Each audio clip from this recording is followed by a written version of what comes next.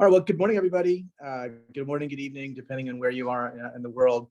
I still see people coming online. Thanks, everybody, panelists and audience members for joining our panel on crypto derivatives.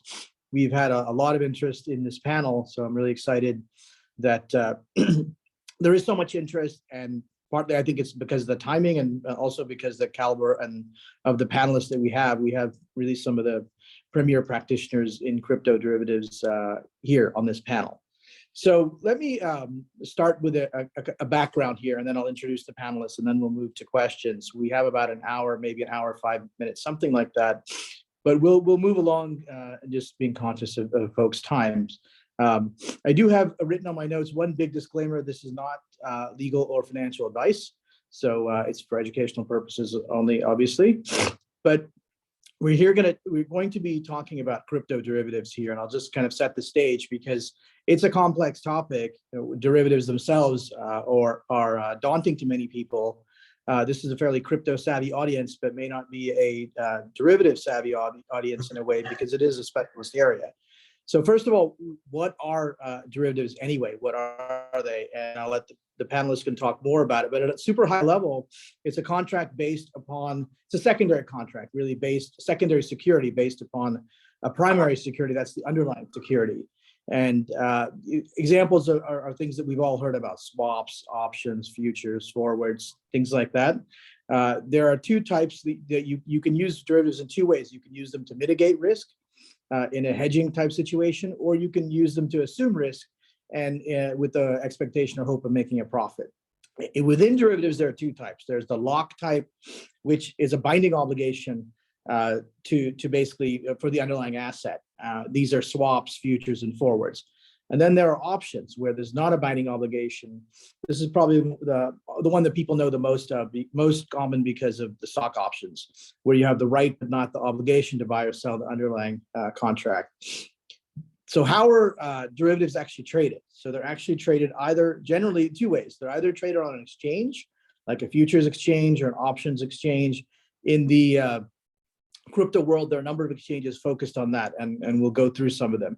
The other way derivatives are traded, crypto derivatives are traded, are through what's called OTC, over the counter, which is a bespoke type of transaction where it's not an exchange, but there's a party-to-party direct transaction. And that's also growing in size and complexity, and we'll talk more about that as well. So where does one trade crypto derivatives? If you're interested in trading crypto derivatives, where do it? There are, aside from the OTC aspect, which I just mentioned, you can either trade crypto derivatives on a centralized exchange, and there are a number of them out there, sort of Deribit, Binance. These are some of the large ones, but there are about 10 or 20 that are fairly well known. The other way is through a decentralized exchange, a DEX, which is called. And in a DEX, it's basically more, well, I guess the word says decentralized. David Siska from Vega can talk a little bit more about that, because that's one of their main focus areas. Within crypto derivatives, there's a lot of interest in trading DeFi type instruments, such as Aave, Luna, things like that. And so that's another area where this is growing rapidly. One thing is that this is a very heavily regulated area. It's complex. In fact, the regulation is probably just catching up. It's probably a little bit behind. I'm a U.S. securities lawyer, and one of the things is that a lot of these exchanges are not operating in the U.S. and specifically do not or claim that they do not target U.S. investors and do not allow you to invest if you're a U.S. citizen or a logging in from the U.S. And that's where the U.S. securities laws apply, and that's where it's heavily regulated from a global perspective and specifically from a U.S. perspective. One or two last couple of points. We talked a little about OTC contracts. ISDA agreements are the main contracts that are basically used in this space. And this is a very interesting area because these ISDA contracts are from 20, 30 years ago, and they were never really set up for crypto derivatives. And that's what people are using today. But whether it needs to be modified or not, I think to catch up. So how big is this market? My research, when I did the research, there was a report from Token Insight that mentioned the third quarter, this latest statistic I have, was $2.7 trillion based on data from 42 exchanges. And that was 160% increase from the previous year. And the OTC interest trading it's hard to determine because it's private, but it's probably as large, if not larger. The other thing that's timely about this webinar is that large institutions are coming into the space. I will point to an article from a news report from Goldman Sachs, which reported that earlier this week they traded an OTC transaction with Galaxy Digital, which was what they call a Bitcoin non-deliverable option. And so we don't, at least the press reports talk much and go into further detail about the size of action, but Goldman Sachs was quoted as saying, "This sparks an important development for the asset class." And so this will clearly, things like an institution like Goldman Sachs getting into this space will clearly mark a new chapter, and this will propel the space forward. The last thing I'll talk about is an executive order, which President Biden released maybe a week or two ago. It didn't cover specifically this aspect of crypto derivatives, but in general, the scope of that executive order asked several federal agencies, U.S. federal agencies, to study the crypto space. I wrote an article about that, and it's on the CVA website if anyone's interested in that.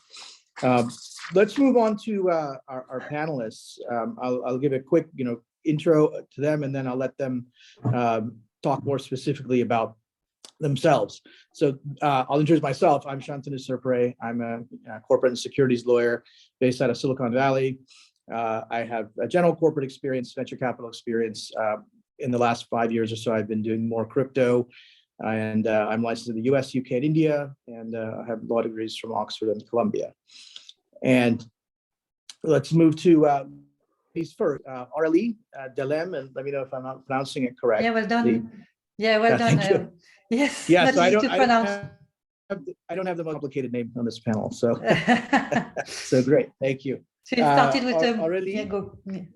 Aurelie. Anyway, Aurelie is the Senior Director for Institutional Markets at Ripple for APAC and MENA. She was previously in Singapore for 12 years. Now she's in Dubai. Yep. Ripple is a known company in the space for their payments infrastructure platform and also for their XRP. Aurelie has a finance and tech background and a lot of FX experience. She's also an engineer with degrees from Telecom Sud Paris, Virginia Tech, and INSEAD, and she's French clearly. But let me keep going through the panelists, then I'll come back to you, and you can talk more about yourself and your company. Anything I missed. We will next go to David Siska, and we have a lot of math science type people. David's actually a PhD in math from University of Edinburgh. He's currently, I think, also an academic at the University of Edinburgh, aside from being a co-founder of Vega Protocol, which is a decentralized exchange for derivatives trading. He's the head of Quant. He wrote the paper. So all around a very impressive background. He also has an MS from Imperial College. So there are two Imperial College folks on this webinar. Next, I'll introduce Gordon Grant. So Gordon Grant, I love the name Gordon Grant. It sounds like a superhero. It's like Peter Parker. So he may be doing something else we don't know about. I picked that one when I was born. It was by design. Absolutely. So Gordon is a VP at Genesis Trading and Quant Research and Trading. He was previously a director of derivatives at NWI Management. Genesis is very well known. It's a premier crypto trading and asset company, as well as a prime brokerage. And Gordon has a BA in economics from Princeton, but we want to hold that against him. Okay, Jonathan Mathai. Jonathan Mathai is head of products and revenue at G20 Group, where he's also a co-founder. G20 Group is a quantitative trading and advisory firm with expertise in market making, liquidity provision, and derivatives. Jonathan has a master's in engineering from Imperial College and an MBA from Cass Business School. G20 is headquartered in Zug, but Jonathan's in Zurich, although currently in Barcelona at Avalanche. Then we have one more panelist, which I don't see on here. Maybe he'll join later. I'll just say a quick word about him. Guillaume Chetan. Nikki, maybe you can email him on the side and ask him to join, please. But he's head of institutional sales at Coinbase in London. He was previously founder of a digital dealer. He was an MD at JP Morgan, and he is a CFA and has an aerospace engineering degree and is an MBA from Columbia Business School. So with that, we have the basic introductions, but I want to go back through maybe in the same order that we had talked about to everybody else. But if you could please, give more background about yourself, anything I missed, and more you'd like to talk about, and also about your company. How does it play in crypto derivatives, and what kind of crypto derivatives does your company support, offer, trade, etc.? So Aurelie, please. Perfect. Thank you, Shantanu, for the introduction, a very thorough introduction. So as Shantanu said, I'm a senior director for Ripple for the institutional markets team. So before I forget, we are hiring in our team, so feel free to reach out if you're interested. So what do we do in the team? So basically, I'm responsible for APAC and MENA, and we are looking to manage and expand the XRP liquidity and utility, looking at different new use cases, including derivatives, including DeFi. So we can talk further about that. In terms of career, I was in tech before with IBM as an IT architect in Paris. And then I got into crypto, into derivatives first, like 15 years ago, adding FX structuring for Deutsche Bank on the asset side of the business. So very good years in terms of derivative space for FX in APAC, especially like what we call the back-to-back trade with corporate clients like exporters, like in Taiwan and China. So exciting years that got me into derivatives in structuring. And then with Ripple, and before that with the Bank of New York heading FX services sales. So looking forward to the discussion today. Thank you. Thank you.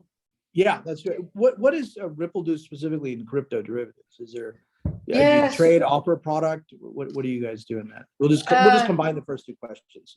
Yeah. So basically, it's mostly about managing liquidity, XRP liquidity, and utility, and looking what can be done in the derivative space. And as we're going to discuss later today, like when you look at the volatility curve, for example, in option, is very much focused on like short-term BTC and Ethereum. And what can we do as a team to expand and bootstrap that liquidity, develop like a vol curve on XRP, for example, and enabling players like exchanges, institutional clients to help develop that volatility curve. Yeah. Okay, so your audience is institutional, essentially. Yeah, when we talk about that, yes, it's mostly like on the institutional side. Yeah. Okay, great. David, could you please answer the same question, your personal background and about your company? Yeah, thank you, Shantanu, for the introduction. So, as you said, I've done a PhD in mathematics, and like many people who do that sort of thing, maths or physics, I then ended up working as a quant in an investment bank, BNP Paribas, in fact, the fixed income desk. And I started in 2007, so it was an interesting time. A lot of things were changing, a lot of things had to change. I've been there as a quant for 3 years, so I saw the crisis from the inside. I got a bit disillusioned because while everyone in investment banking was doing pretty well, apart from my friend who went to Lehman's a week before they went bankrupt. But anyway, everyone was basically fine, while on the main street, there was a lot of suffering and job losses, and so I got a bit disillusioned and thought, well, maybe I don't want to be doing that. And I missed doing mathematics a bit, so I went back to academic mathematics and have been doing that full time till one of my former colleagues from BNP Paribas contacted me, and told me that there are these guys who want to start a decentralized derivatives exchange, and they're looking for a quant. And I've been with Vega since then, and I've not looked back. It is extremely exciting. When I started Vega, I was completely new to the world of blockchain, and it was over 3 years ago. So Ethereum then wasn't known by everyone yet, and it's very exciting. So a bit more about Vega. Sort of, we got together. Barney and Ramsey are the founders, and there are a couple of other people sort of from the technology and finance world, and we started asking the question, what would it take to build a premier, derivatives trading venue that could be as good and better as what's available in traditional finance, and it would be decentralized and permissionless. So permissionless for us is important, censorship resistant, community driven. And we started looking at the available technology, and few things became clear relatively quickly. Ethereum is amazing general purpose blockchain, but for building trading platform on top of Ethereum, you have a number of obstacles. For instance, front running is built in, and we see that now. Not only can you pay more to front run other transactions, if you're a miner, in fact, you can include your transactions in the block, and basically there are arbitrage opportunities for miners. So we spotted fairly early on that you probably don't want to build on top of Ethereum. Another reason being that back then it was purely proof of work, it was a bit slow, you didn't have finality, or all sorts of things. So very early on we started building our own blockchain. The other thing was that for derivatives, if you trade spot, the trade happens, and that's basically it. Assets change hands, and that's it. Both parties walk away. But with derivatives, I like to tell people it's like trading promises, and so then you need to hold people to account. You have to make sure that they actually have the means to deliver on their promise, or ideally there is a high probability that they have the means to deliver on their promise, because otherwise you have to over collateralize everything. So anyway, if you want any kind of risk management running on blockchain, you can't do it on Ethereum because it will cost millions and millions of dollars in gas. So you can't do that. So Vega is currently, its own layer one. It's a blockchain that's specifically purpose built for trading derivatives. We're running restricted mainnet, and we're very, very close to launch the first alpha mainnet where trading will be happening. And if you want to find out more, check out the website, come and play on testnet, and you can see more about Vega. It's there. It's happening. So you guys have is it a token as well as an exchange, decentralized exchange? Yeah, so we are layer one running on proof of stake. In fact, we're built on top of Tendermint, but we're not part of the Cosmos ecosystem. And so there is a Vega token which is used for the proof of stake. And once trading happens, part of the trading fee from the platform will go towards the Vega token holders. So that's the sort of tokenomics of the token in a nutshell.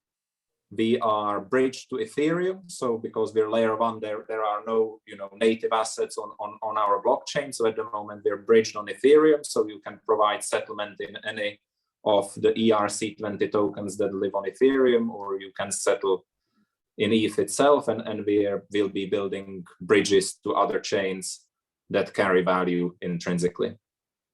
Okay, sounds great. Thanks for that. So I guess I can't remember if it was Gordon or Jonathan, but Gordon, why don't you go, since I see your name there. Sure, of course. So just by way of a very brief background, as you said, I was a portfolio manager at a large macro fund for about 10 years, running a volatility book focused on interest rate, foreign exchange, commodity and equity index derivatives, as well as emerging market fixed income derivatives. So I have a fairly core traditional financial background, and got into crypto in 2013 by random chance, as happened to most people, and have been in the space since then. Genesis, as you have well alluded, pretty much does everything in crypto and crypto derivatives. There are lots of competing claims about who is the biggest and so forth, and it's not worth making this a marketing exercise, but suffice it to say, we are substantially involved in every kind of linear and nonlinear derivatives transaction for cryptocurrency, including the kinds that have recently been mentioned in the press releases about Goldman and its counterparty, with whom we are routinely engaged in business and RFQs, as would be expected. I think it's quite timely that Aurelie has mentioned something like Ripple derivatives, where they are seeking to build liquidity and understand a volatility surface there, that is what Genesis does, right? So we regularly make markets and transact in things like XRP derivatives, both linear and nonlinear, with a wide variety of over-the-counter counterparties, while also being active on virtually every major exchange that exists for the jurisdictions, of course, in which it's possible to do so.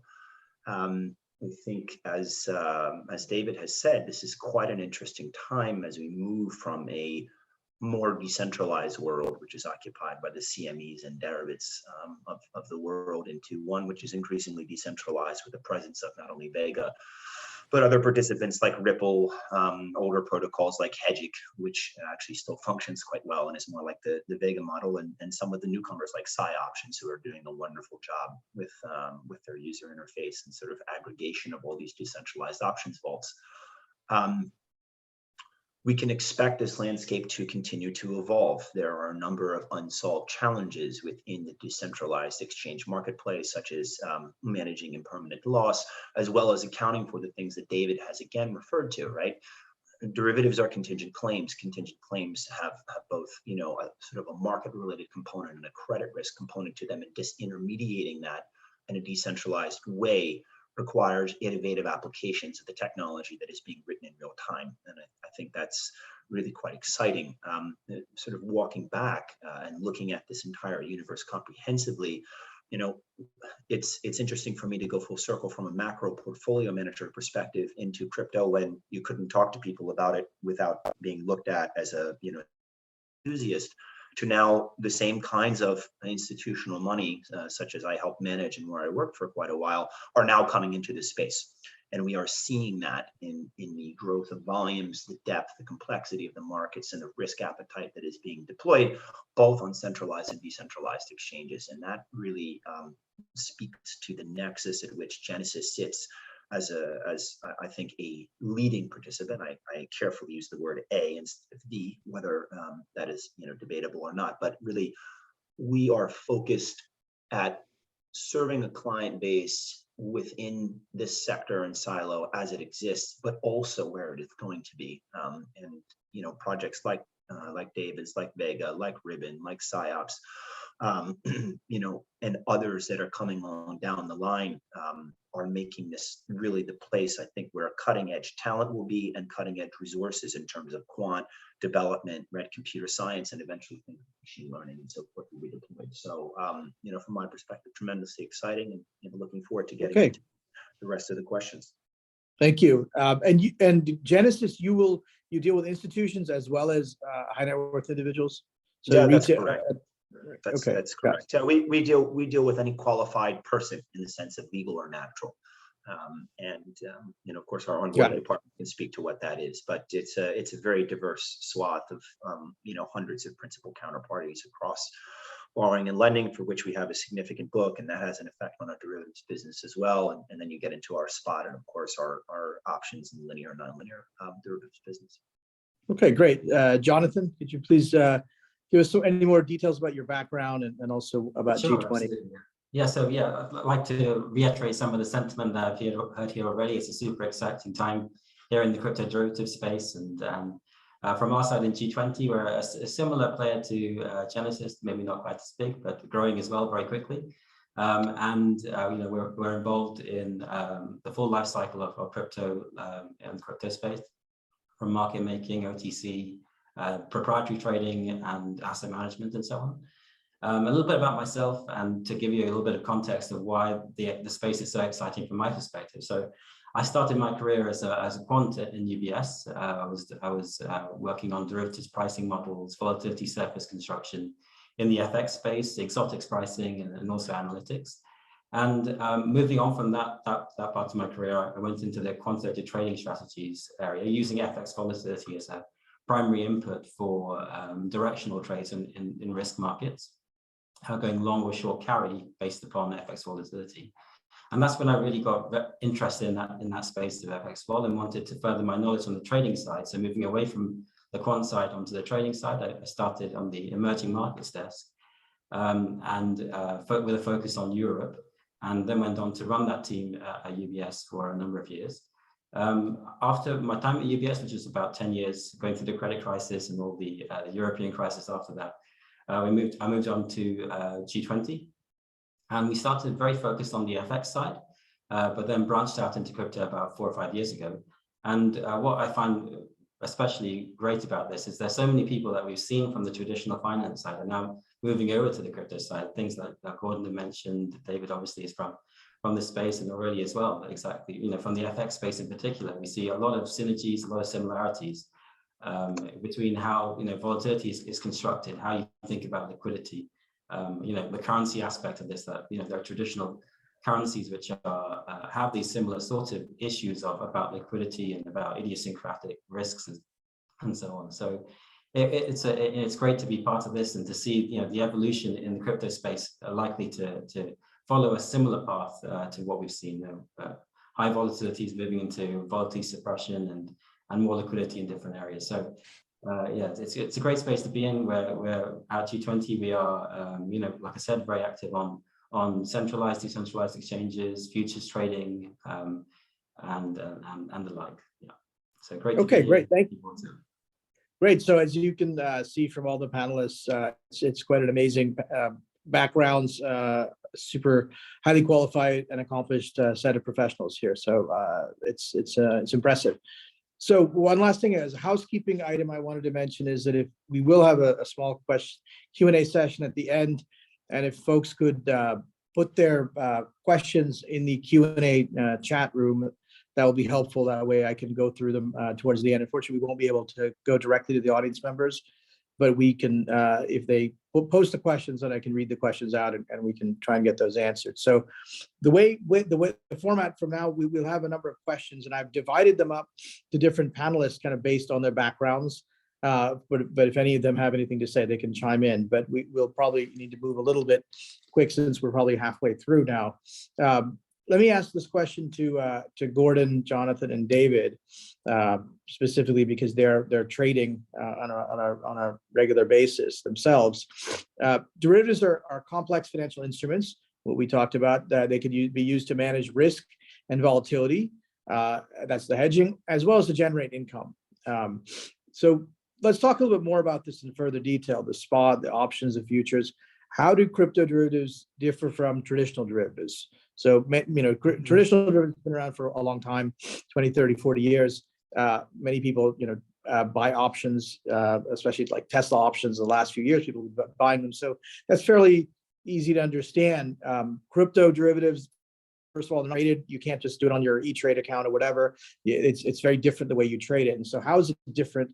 And how do you manage risk and volatility as well as generate income? So we can start with, I guess, Gordon, and then Jonathan, and then David, something like that. Sure. So let's kick it off. So crypto derivatives, I think because it is a newer market, first things first is pricing convention. In most markets, if you come from a foreign exchange background, then you're always pricing in percentage terms or basis point terms, typically in terms of the left-hand side currency, right? So if you're trading emerging market currency, dollar Turkey, dollar ZAR, dollar Brazil, whatever the case may be, then you're looking at dollar notionals and percentages of those. If you come from a precious metals or commodities background, energy, whatever it is, then you're talking in terms of dollars per unit, right? Your premiums are dollars per ounce. Most of the time, these are all spot settled premiums, although in some cases there are forward premiums in foreign exchange. In crypto, right, those are still being decided. So if you are trading a derivative style option, you are probably quoting in terms of basis points or percentages of the underlying left-hand side unit, meaning Bitcoin or Ether. But if you are trading OTC options or trading CME options, you're going to be quoting in dollars per unit, right? So it's like the equivalent of flipping from percentage of XAU or XAG in metals to dollars per ounce. And not only that, depending on what venue you're looking at, people tend to think of forward versus spot premiums, and also tend to think of whether the premiums are actually settled immediately or whether they're paid out in the future. So these are all things that are yet to be standardized, may never be standardized, right? And increasingly, as participants start to take a longer and longer duration bets in cryptocurrency volatility, which is what we're seeing, right? We ourselves have a book that includes option expiries out into 2023.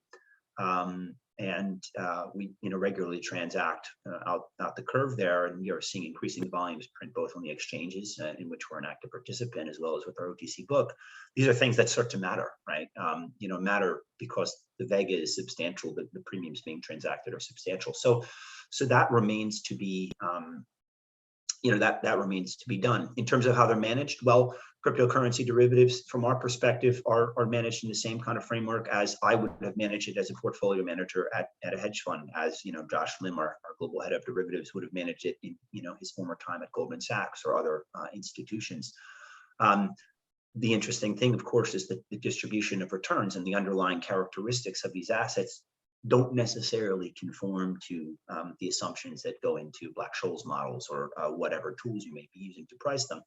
And therefore, you need to have your own understanding about the arithmetic mathematical constructs by which you're deriving prices and setting your hedges, right? And that's beyond the scope of this discussion, but suffice it to say, right, this is a multi-dimensional landscape in which you really need to kind of think in end space in terms of how you are managing the risk of these positions.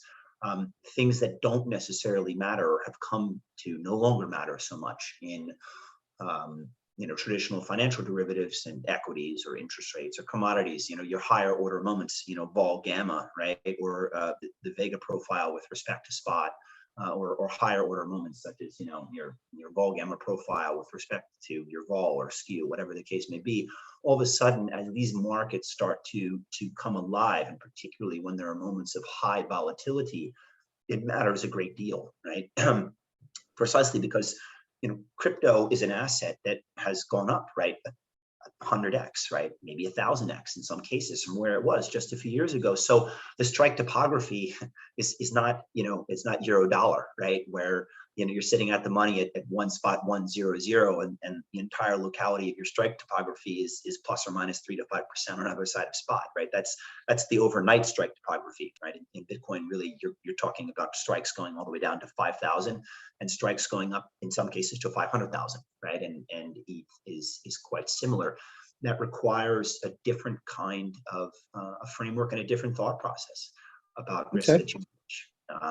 And so that is also part of the mix. In terms of products and services, I'll just wrap it up quickly. There are a number of new providers coming into the space in terms of portfolio management systems and risk management systems, as well as traditional players that are sort of trying to shoehorn crypto into their platforms. I think the space is one to watch and expect higher and higher quality caliber providers to get involved. Okay, that sounds great. And I think one of the points is that because there's so much uncertainty or I would say lack of clarity in terms of pricing, premium, that itself creates a lot of opportunity for players like yourself who obviously can understand the gaps in the market and benefit, right? That's the arbitrage. So yeah, clearly, right? I mean, Goldman Sachs does not operate for charity, so far as I know, except for their charitable giving, of course, which they've done much of over the years. But the reason they're coming into crypto, like many other traditional financial players, in my perspective, is a recognition that even now, with the compression of spreads, which we've all seen in the crypto marketplace, that this is still a place to do business that is justifiable on a risk-adjusted, expected return profile, right? Putting capital into developing a franchise that makes markets and carries, client-facing risk in cryptocurrency, particularly cryptocurrency derivatives, is justifiable, right? At a business line level, apparently, even from an organization like Goldman Sachs. So I think that speaks volumes to, to this industry and the opportunities that we continue to see and that we have an ongoing dialogue with our client base about. Okay, great. Thank you. I do see some questions in the chat, so keep them coming. We'll ask them towards the end. Jonathan, could you please comment? Yeah, absolutely. Yeah, so I agree with all that Gordon said there, actually, and just add a few more things on that side. So I think one of the other big differences, I guess it's not specific to crypto derivatives, but just the crypto market in general, is that it's a 24/7 market. That affects the way you price derivatives and think about volatility in general. I think the other thing from a very high level perspective is that it's underdeveloped and there's very limited liquidity or very limited observable liquidity in the altcoins, especially. So maybe Bitcoin and Ether have some volatility, have some liquidity on a few of the exchanges. And like Aurelie mentioned as well, the other coins and tokens and projects don't have that much liquidity that's observable. So that's kind of focused in the OTC. So a very fragmented, very unclear type of market at the moment, and has room for a lot of development. I think the other thing here is that even for Bitcoin and Ether, the markets trade off on the centralized exchanges the futures. And at times last year, we saw that these futures were trading at a significant different price to the underlying. And so the gamma profile and the volatility profile is forward volatility, or the volatility of that forward or that future, which is very different to how you think about, it's very similar to how you think about things in emerging markets, but very different to how you think of G10FX or equities. So that's quite an interesting one. I think what's also really great about this is that, you know, we've seen this kind of move over the last few years since the credit crisis of lower volatility, spread compression, you know, a structured selling of volatility, which it's not there as yet in crypto, or not there to such an extent in crypto. So you see high volatilities and lots of, you know, different potential there, which comes as a result. I think Gordon mentioned that as well. You know, it's with such high vol, your characteristics, your profile of your risk changes a lot as well. And particularly on the skew side. Yeah. And and particularly on the skew side, the dynamics of the way that the calls and puts change relative to each other, the prices of them change relative to each other, is also very dynamic as well. So I think that's another big thing. So the other thing I think that maybe has happened in the last couple of years is the retail market has been very involved in the equity option space. Maybe not so much in the FX option space, but a lot in the equity option space. And this really hasn't happened as yet in the crypto space, which I guess at some point will happen. And when the market on the institutional side really develops. Right. Yeah, I think one thing that's interesting is a lot of people in this space have an FX background, because I think it helps directly. That skill set seems to be really transferable to crypto. So that's great. David, do you want to? Can you answer the question, please? Yeah. So just a small comment from me. I don't really trade, so I cannot, you know. Maybe you can talk more about the technology. I was going to go to that. So to me, the biggest difference is sort of your counterparty. In sort of traditional derivatives trading, there is always a legal recourse with your counterparty. And of course, you can trade crypto derivatives that way as well. You know, you can have a bilateral agreement with, you know, if you're a big hedge fund, you can have a bilateral agreement with someone like Goldman's and cover crypto derivatives under that if you want.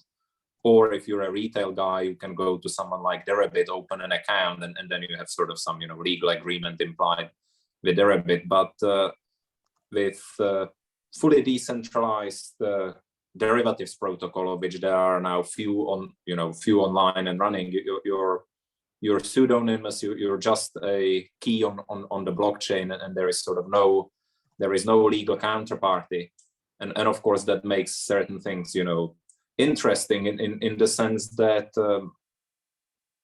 certain derivatives will be very difficult to bring onto blockchain in the sense that you either have to over collateralize them, in which case they become uninteresting to trade, because what are you gaining if you have to over collateralize, or they're just very, very difficult to set up, and you know, maybe things will be possible if there is a better connection between the real world and the blockchain world.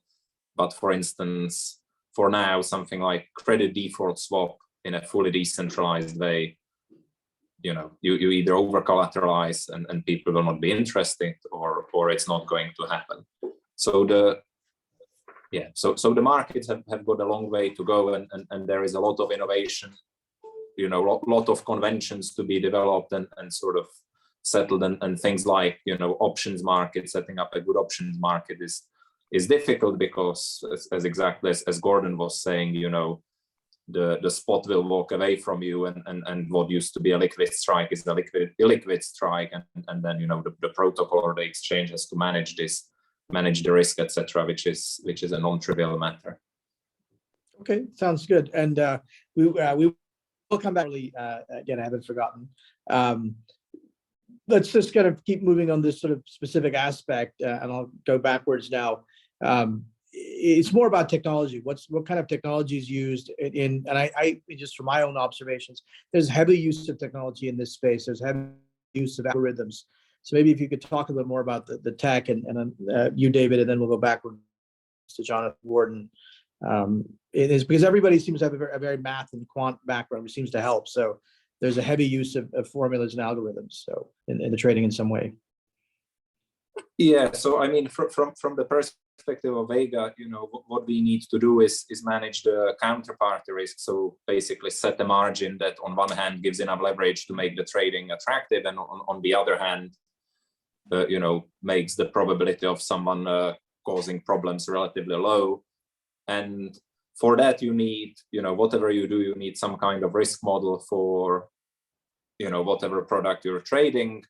We're basing our margin on something called, expected shortfall. And the idea is that once we're at the stage where anyone can create any kind of derivative through, a derivative payoff language, the risk calculations will have to happen through Monte Carlo simulations, because there is, there is very little you can do otherwise. And so that's relatively computationally expensive, and that's one reason why we're running on our own chain, so that all the simulations run sort of in native code on bare metal and can happen at speed that sort of rivals what's happening in centralized exchanges and big institutions. Okay, great, thank you, Jonathan.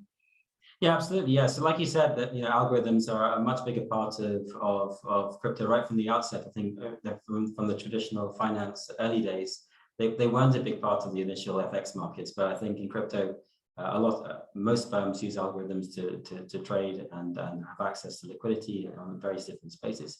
I think that really stems from the fragmented nature of the markets, and that trying to source enough liquidity in a particular hedge, for example, you need to access it in a number of different places at the best price that you can.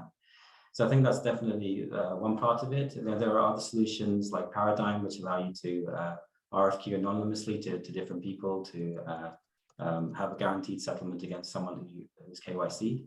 And I think also ways of addressing the fragmentation in general. So our technology is being able to identify the best opportunity across different exchanges. So scanning the space, maybe not in the option space, but on the perpetual future space and on the various other futures, finding the highest yield opportunities or the best yield opportunities or cross yield opportunities, one future against another or a spot against a perp, for example. I think these are the technology solutions that each individual trading house has developed internally to solve this. Okay, great. That's fascinating. That it's there's a lot of innovation happening in this space, that the algorithms themselves are being developed internally. It's not something you can just go buy off the shelf. It really depends on your own strategy, and that's why there's trading firms that they hire a huge number of quants really to develop these strategies. It's fascinating. Gordon? Yes. Yeah, there you are. Okay, great. Okay. Thank you. Yeah, anything really about the technology aspect, the algorithms, things like that. Yeah, look, I think, Dennis has a big infrastructure. Yeah, without making a dull response to a very appetizing question, the answer is, yeah, a lot in-house, right, clearly, and not much off the shelf. I think there will be more providers off the shelf, but the reality is this is very much a build, not buy kind of environment, for the reasons that I previously mentioned. And that's simply a question of, on the assumption that talent is being brought in-house and not being outsourced or externalized, then of course in-house talent is going to be deployed in order to find solutions and optimal kind of parameterized systems to get into these markets and do things that other people simply aren't aware of, right? So I hesitate to use a truism like those who say don't know and those who know don't say, but it certainly is that, right?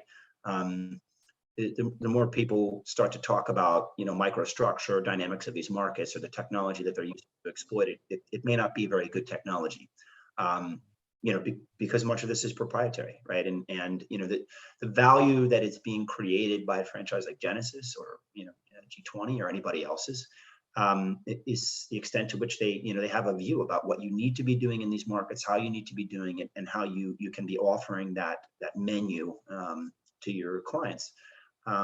And I think it's going to be a while yet before we're just simply saying, okay, listen, here's my service, right? You can grab my auto execution algorithmic bot that is going to minimize impermanent loss on L1 linear dexes.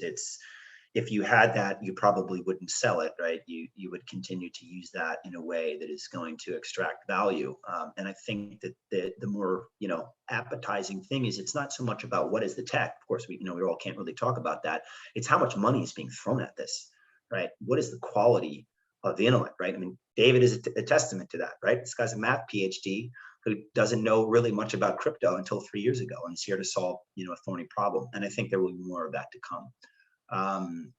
That all being said, right, there are big names getting into this space who probably at some point will determine that there is more edge for them in selling the service, right? They don't want to be extracting the natural resource. They want to be selling the tools to do it, right? They're going to be Levi Strauss selling, picks and denim, as opposed to, trying to prospect for gold. So there is a dynamic and probably an inflection point. I don't think we're there yet. The markets still have plenty of rich opportunity to develop tech, and generate returns.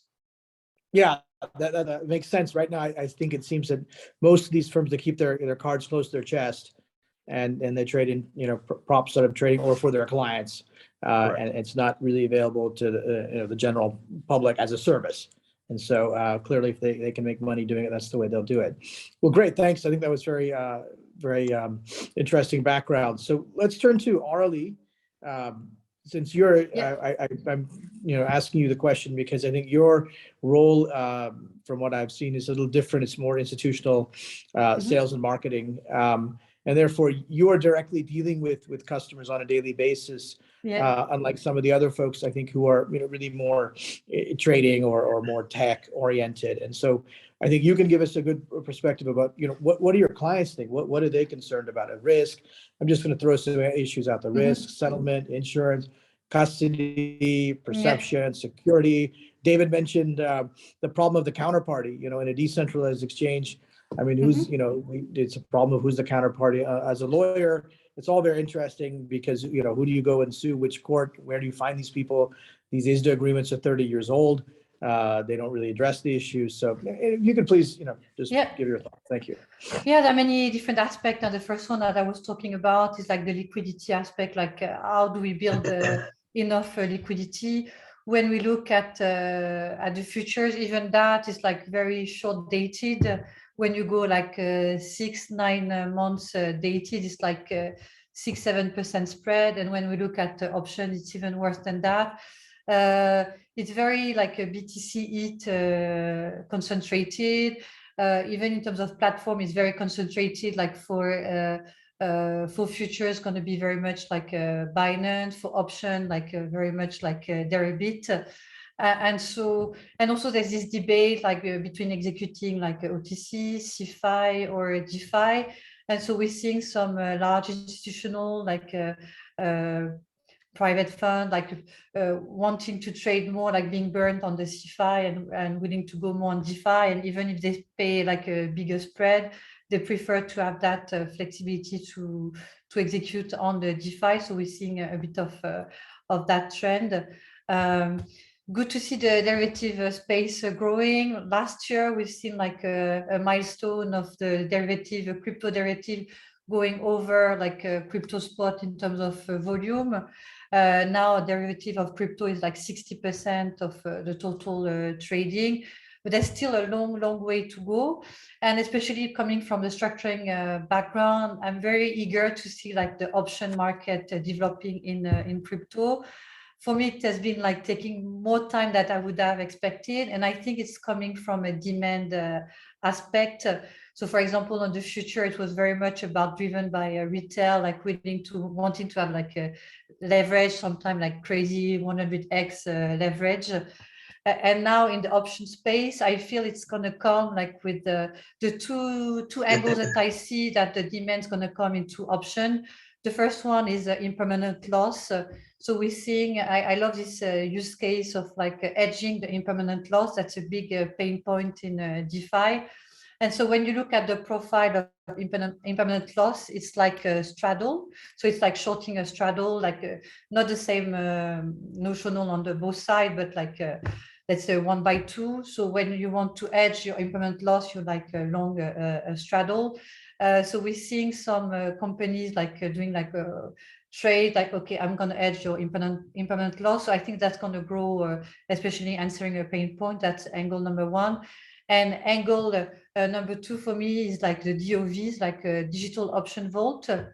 So coming again from traditional finance, like the biggest structured, lightly structured trade was like DCDs, like a dual currency deposit, where people are shorting a covered call.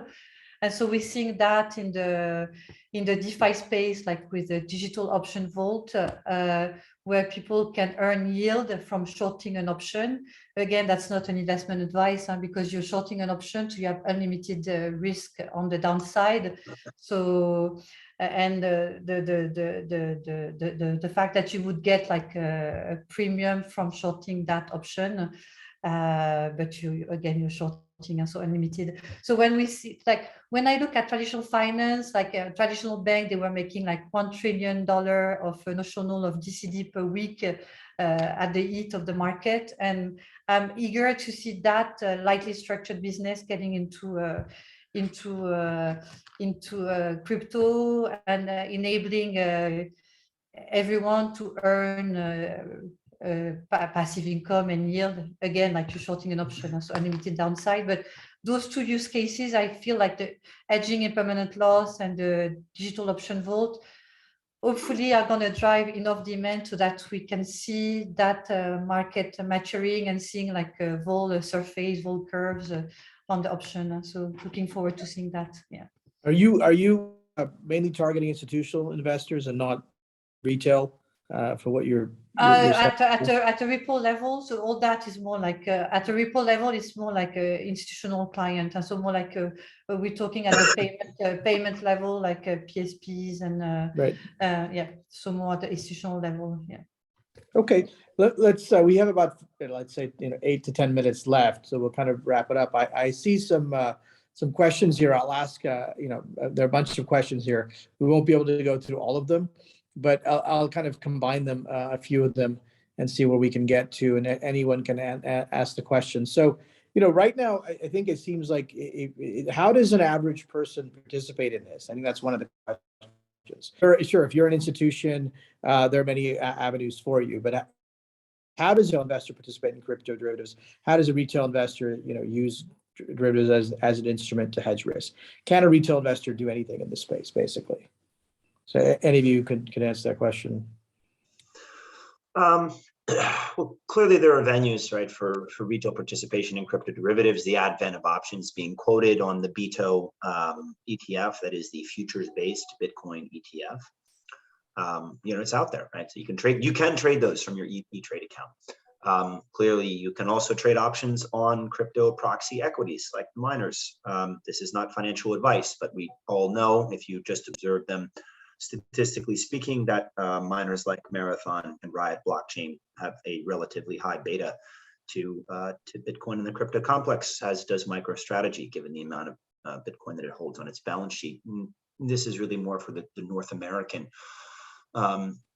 investor, trader that is at a retail level. The rest of the world, of course, has access to crypto derivatives on exchange, right?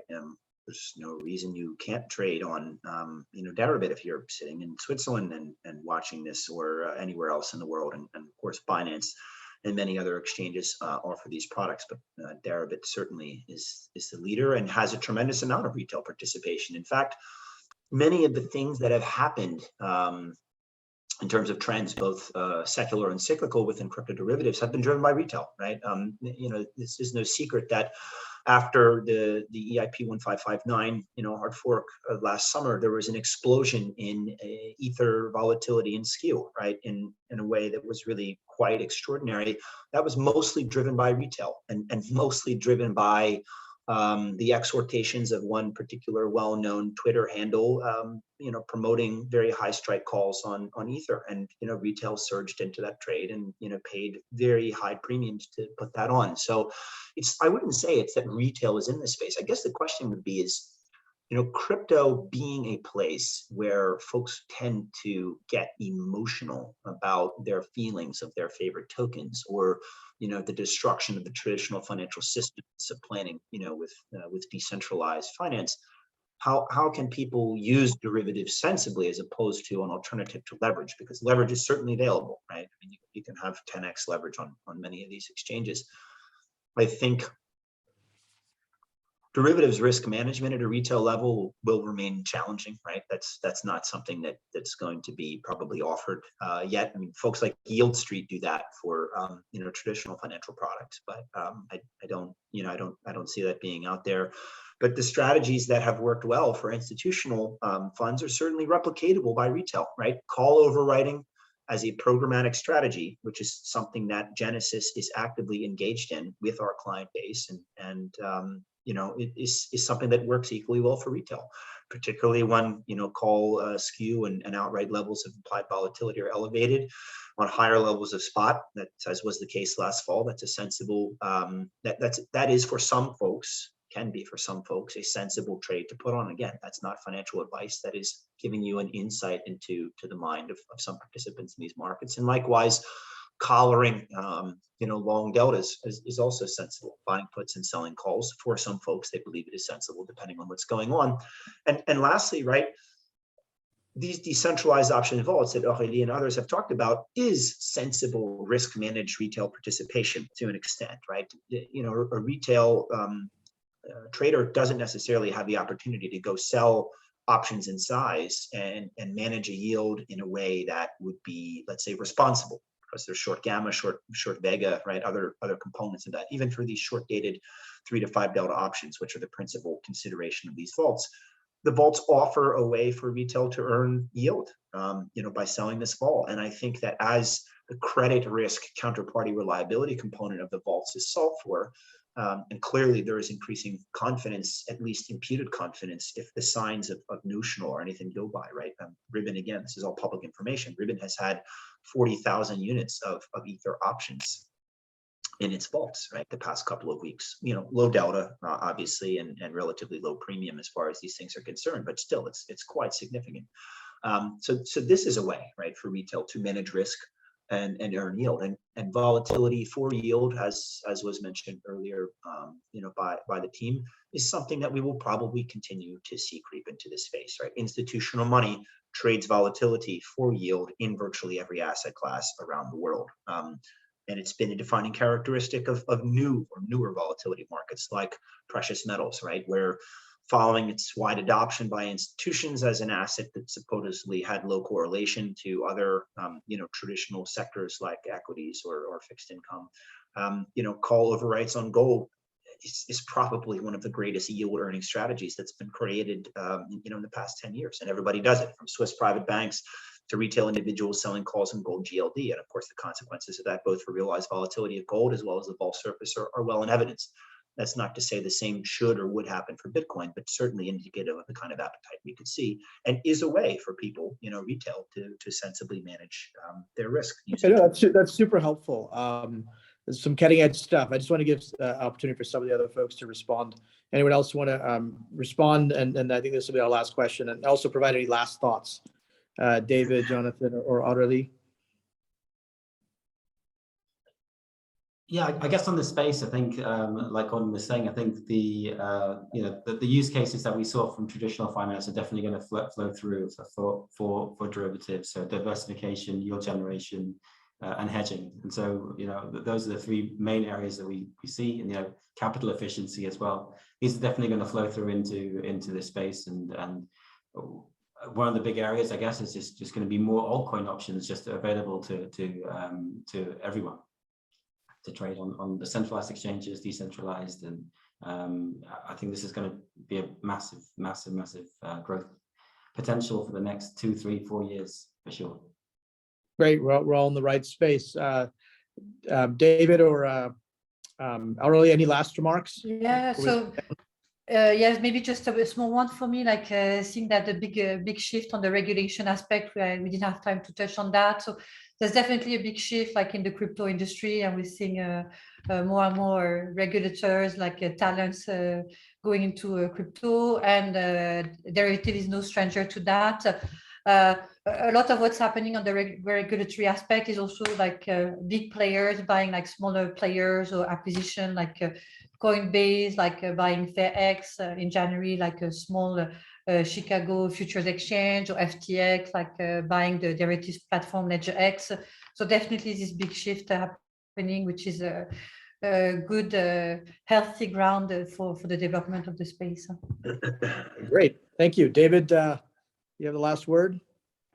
Yeah, so when it comes to decentralized derivatives, one doesn't have to limit oneself to options or futures or whatever on coins and Bitcoin and Ethereum, right? The space is rich enough that it can provide options on other assets like, I don't know, Tesla shares and Apple or whatever, because all you need is, if it's cash settled, you just need the settlement asset and the price input for the settlement to be trusted, and so it can open trading in derivatives to retail investors for things that were previously not available or very expensive and very difficult to access. Okay, sounds great. Well, we're just right after 10 o'clock, and we had an hour allocated. I know people have other calls, but I want to thank everybody, all the panelists, all the audience members for participating. It was a lot of fun. Crypto Valley, we really enjoy putting these things on, and keep tuned for future events. Thank you, everybody. Then, all right, have a good day. Bye bye. Thanks so much. Thank you for having us. Bye. Bye. Bye.